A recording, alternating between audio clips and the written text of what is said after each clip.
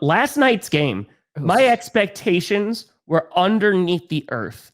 I was obviously sick. I'm the epitome of health, but I was obviously sick and was like, okay, you know what? I'm going to skip out on clickbait. I'm going to try to rest. Yeah. This game is probably going to be low scoring. The Steelers defense has been looking really good. The Bengals offense, dude, I've streamed 2 Bengals games in a row. It was your game, right? Where their offense couldn't do diddly squat with Jake Browning. They were able to come alive a little bit at the fourth quarter with the Packers.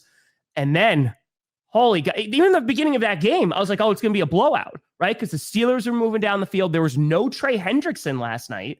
Yep. Pass rush, Rodgers had all day. They go up 10-0, and you're like, all right, this is the beginning of the end. Rodgers throws an interception. He gets so pissed. I think someone dropped the ball, right? And like he was super duper pissed. And then he just throws an interception right after that. He just overthrows in a double coverage. The second interception wasn't his fault. It was just a really good play. But oh man, Bengals come rallying back. And then that whole second half, especially that fourth quarter, it was old man cinema.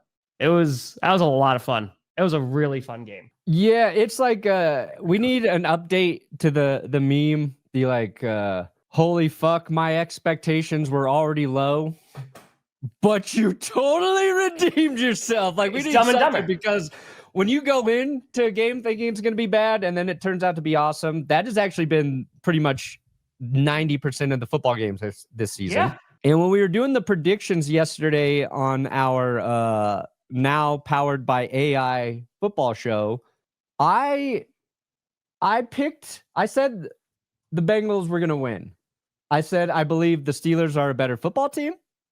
That every football part of my brain says the Steelers got this one. But the only thing I know to be true about this season is the Bengals will win, because every time we start to believe something is true, it changes. Fan, as somebody who has to pay attention to the NFL to talk about it, believes the Steelers are going to win this game. I want to make it clear. I 100% believe the Steelers are winning this game. Oh, at least you're not Tom. Say the Bengals are winning this game based on one fact and one fact only. Oh, okay. Is that every time we start to think something is true for this NFL season, it changes. It has been chaos from week 1. That's it. And that is it. I should not look that correct, is what I'm saying. No. I should not be proven right. If you start to prove my thoughts right, NFL, you've gone off the rails. You have gone off the rails. It's too scary. It's too powerful to be kept alive. I mean, here's a really good stat, too. Good. Joe Flacco had the cleanest pocket since week 4 of 2018 for Joe Flacco. Joe Flacco, behind the Bengals offensive line, got his best protection in 8 years to light up the Steelers, who we all just started to believe were, oh my God, that is terrifying. That picture of me is... I can't even see it. Holy, I look like the fourth casting option for hired goon in a Scorsese flick. 10 out of 10. Continue. Dear God. But yeah, I mean, but it was cool. Like, just honestly, first time 2 40-year-old quarterbacks played since Breeze and Brady, and Flacco and Rodgers delivered. They were fun. Outside of Rodgers' 2 picks, like, it turned into a shootout. Jamar Chase had 23 targets. Insanity. That's crazy. 16 receptions. And in that whole time, the Steelers were like, you know what? We're just going to keep letting Jamar Chase do this to us. Dude, he was open like every play. Every play. Nothing. They're like, yeah, we'll just keep letting him make plays. And I will say, man, like, as someone who has streamed every primetime game for years now, and thank God I didn't let my streak go out yesterday, the Thursday night games have been really good this season. Yeah. Like, even the Cardinals, Seahawks. Like, that started off like not so great, but the fourth quarter, Cardinals came on roaring back and like made that a game. It has been really, really good. So Bezos is getting his money's worth finally this season.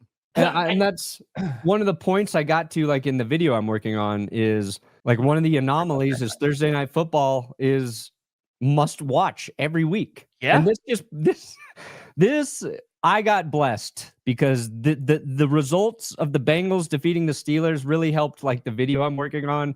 And thank you. Because last year it was like the opposite. Every time I'd locked in the video, the complete opposite sort of proved to be true. And I was like, God dang, I missed it. But Mike Tomlin was very correct in his press conference when he was like, why would the Browns send a guy that they thought highly enough to be a starter to a division rival? Yep. It was the first time since like the 70s or something, right? That they traded a quarterback like within the division. And yeah, Stern, I imagine that the Cleveland Browns media is after seeing that last night, it was like, oh, wait, so we're the problem? Yeah. I will say as a Packers fan, I feel a whole lot better about Sunday now. I'll tell you that much. So our offensive line and skill players are worse than the Bengals? We knew our skill players were worse. Yeah. But, oh God, whoever the quarterback is that's back there, sorry, Dylan Gabriel, your new job is sacrificial lamb. Yep. You are a sacrifice. Yep. And you are going to have to wait patiently until Kevin O'Connell claims you as his reclamation project because you're fucked, my friend. You are so fucked in Cleveland. So a couple things here that I want to ask you about the Steelers and the Bengals. Let's talk about the Bengals first, because the Bengals, you know, when they made this trade for Joe Flacco, this was like, all right, they're obviously just trying to buy time before Joe Burrow comes back.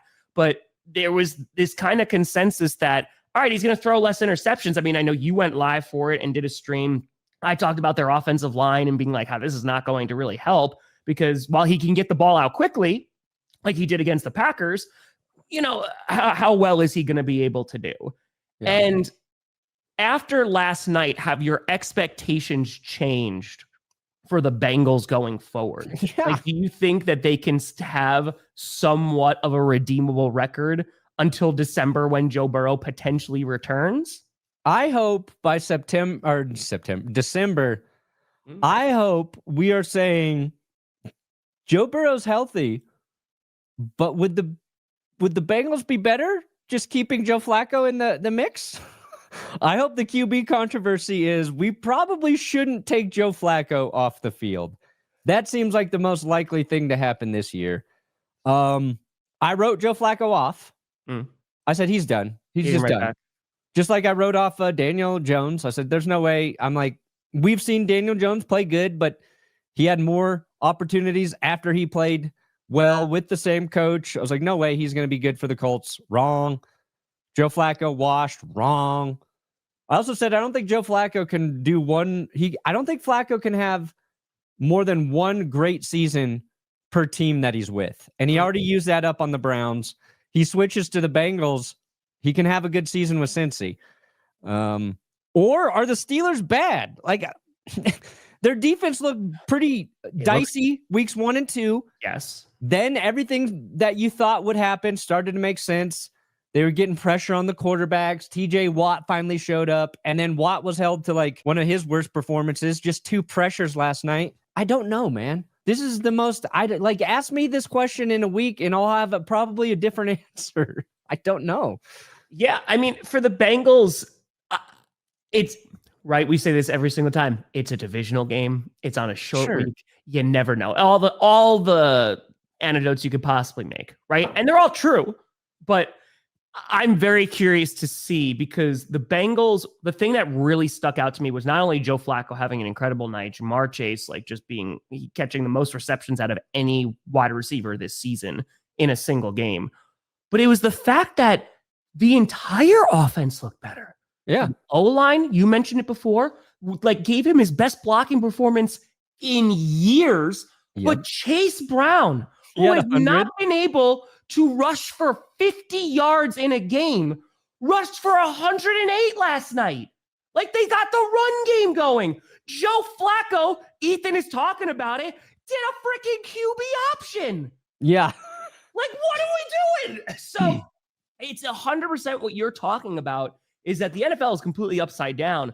But like, the entirety of the Bengals offense took a step. The fact that you nearly had 2 100-yard receivers, and T. Higgins could have had 2 touchdowns, but he slid which he made the right decision, Yeah. which was weird by the reporters asking Jamar Chase. They're like, well, would you have slid? And he's like, yeah.